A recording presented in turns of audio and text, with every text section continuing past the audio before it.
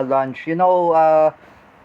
Mark Domingo Quason Cruz, I say to you, do not say bad words. Whenever you say bad words about F word, SOB word, when you call me a motherfucker or asshole, and you call me an asshole too, many, many times, you called me an F word. What's that? Fuck you words. Oh, that is really an insult. Mark Cruz, do not say bad words.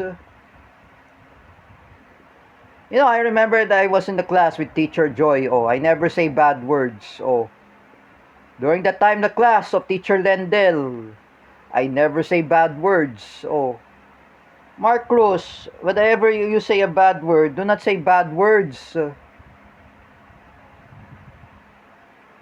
Oh, like I remember like Ralph Guevara, he never say bad words because he's disciplined. But this guy, I just want to remember, he has no discipline. He says me, fuck you, he calls me an asshole. For Mark Domingo Quason Cruz, you should never have a friends anyway in Facebook. Even you have no friends in Instagram. And you're saying bad words. In the past, I curse Nanay Ningning. What is that I call Nanay Ningning? Asshole. Oh, all the Germans are very stupid. Oh, I know my dad had scolded me. It is my fault also, and I apologize, Nanay Ningning, sincerely, that I will never say bad words anyway. And I reconcile with Nanay Ningning. Oh, unlike you, Mark Cruz, you didn't learn a lesson because your mother did not reprimand you because you're saying bad words. You're saying bad words, totally. Even I just made lots of response and statement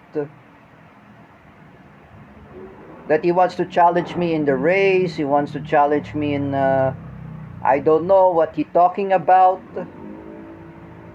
If he challenged me in the race in diecast, I don't know what he's talking about. And he throws me in the cliff and he calls me this word asshole. Oh, Mark Cruz, you're very disrespectful. That's why the one of the Jerick Silva's Spedmotics, they're criticizing you that you have no manners. You have no good manners and right conduct. Let's say we can bring a GMRC. Oh, what we have to do at GMRC, the good manner and right conduct. It has no good manners and right conduct. But this Mark Cruz anyway, he came back from ASP. I just say to you, Autism Society, the Philippines, that was a place that where Ronald Rebena works there. And I'm just gonna say to all of you, lecture Mark Cruz, give him disciplinary actions. This guy has no manners. He says a bad word. Look at Luis Cabales. Did he say a bad word? No. Look at Bam Hernando and Manuel Luis Antonio. Do they say bad words? No, they never say bad words. Even Roydan Marlang. Oh, you're the only one who say bad words. This is why I'm just saying to you, Roydan Marlang and the Ad Seclusion Philippines gave Mark Domingo Cruz a disciplinary actions. And he kept saying bad words. He says about fuck you, he calls me asshole, he calls me motherfucker. This is nice to say bad word. For me, I'm not saying bad words too.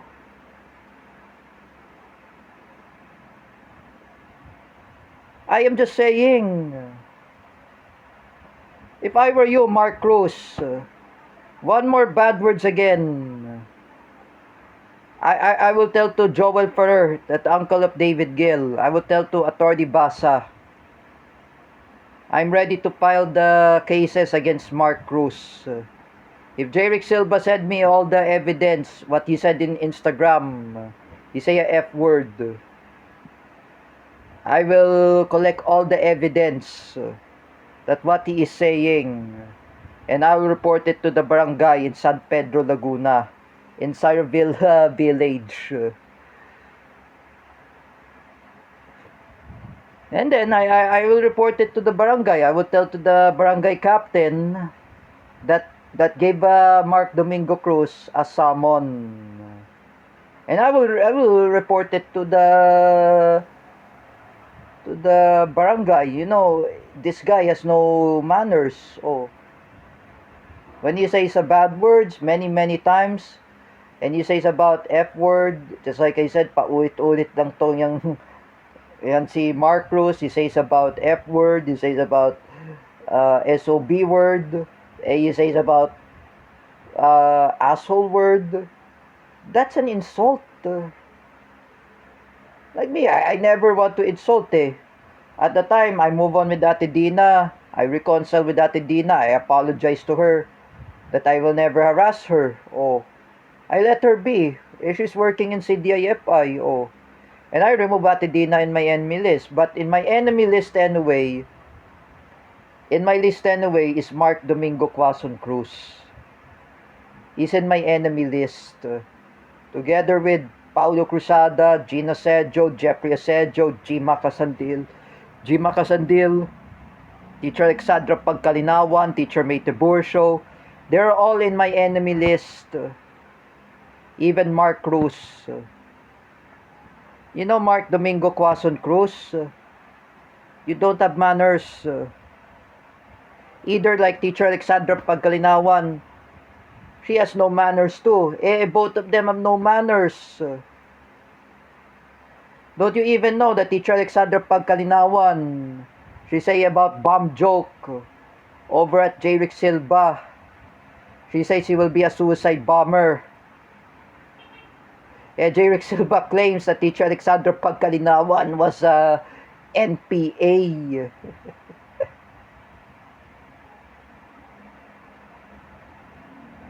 That's the reason. Unlike Mark Cruz, he says about asshole word. He calls me an F-U-C-K, and he calls me motherfucker words. What is those two imbecile problem? They have no respect. They have no good manners and right conduct. You know, Teacher Alexandra Pagkalinawan, you should be revoke your PRC as licensure examination for teachers. You know, Mark Cruz, you should be revoked from ASP in Autism Society of the Philippines. You should be revoked from Hans Inclusion Philippines. And you're saying bad words.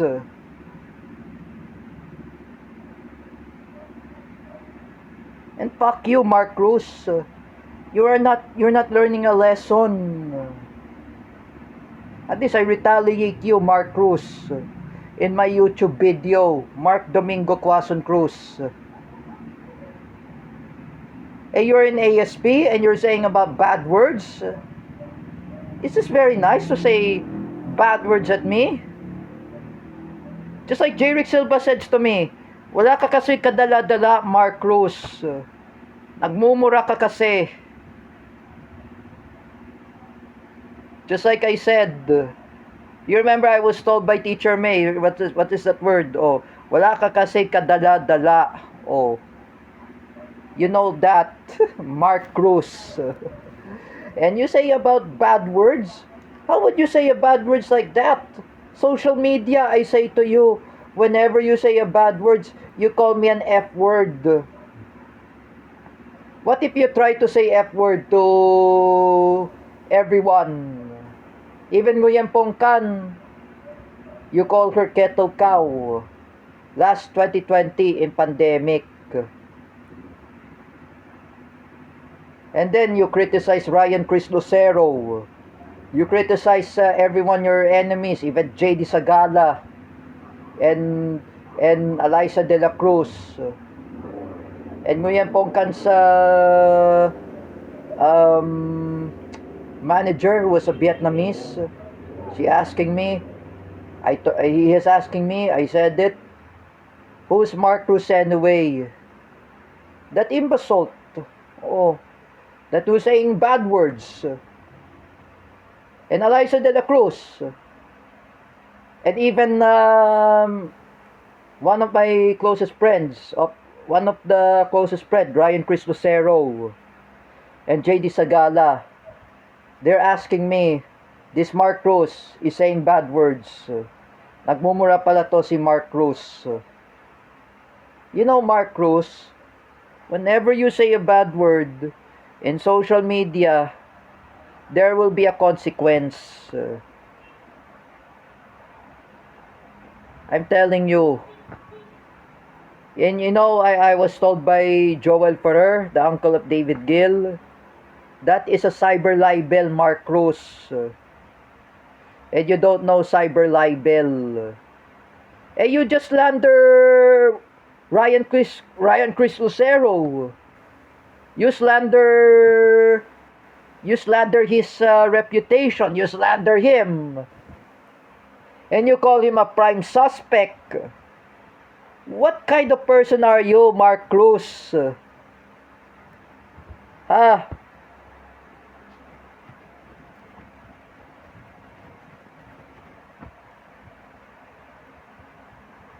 I say again, you know, Mark Cruz, Dan Mardayaw and Cedric Mariano are very angry at you. Cedric Mariano and and Dan Mardayaw, they're angry at you, Mark Cruz. Why they're angry at you? Because you are saying bad words. And we are all angry. Oh, Jerick Silva is angry. Ronald Rebena is angry. Even me, I was angry at you. Oh, everyone are angry at you. Even Roylan Marlang is very angry at you. And you're saying bad words. You know, my mom is very angry at you, Mark Cruz. You're saying bad words. I am telling you, folks. But this guy has no truly have manners.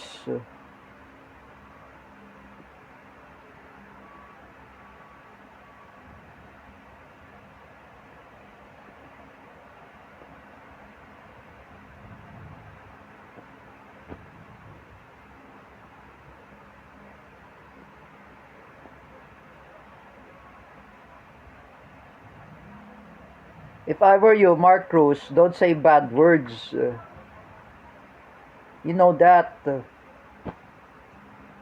For just example, you say about FUCK, which is not really true.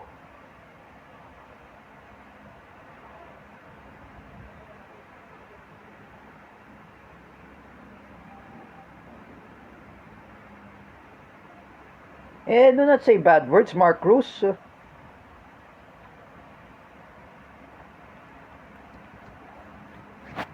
You know, Mark Domingo Quazon Cruz, you should not say bad words. Even I remember I was told by Teacher Kel, she's asking me, who's Mark Domingo Cruz, even Eskel Penumbra. I told to Eskel Penumbra, I know he's my former enemy, he's my good friend. I told him, Eskel Penumbra, if you see Mark Cruz in thread in Instagram, you can block him in Instagram, even thread, even you, Teacher Kel.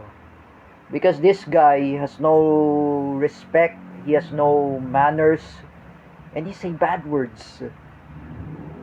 However, if you say bad words, you will get him in trouble. Yeah, as for me, he will get in lots of trouble. He says about FUCK, he says about SOB with this Bad words, my mom doesn't like bad words too. Mark Cruz, your bad words anyway, he has to be limit. Roylan Marlang had told me, when you say a bad word, it's not a gift of Jesus. It's not teachings of Jesus. Remember that, Mark Cruz.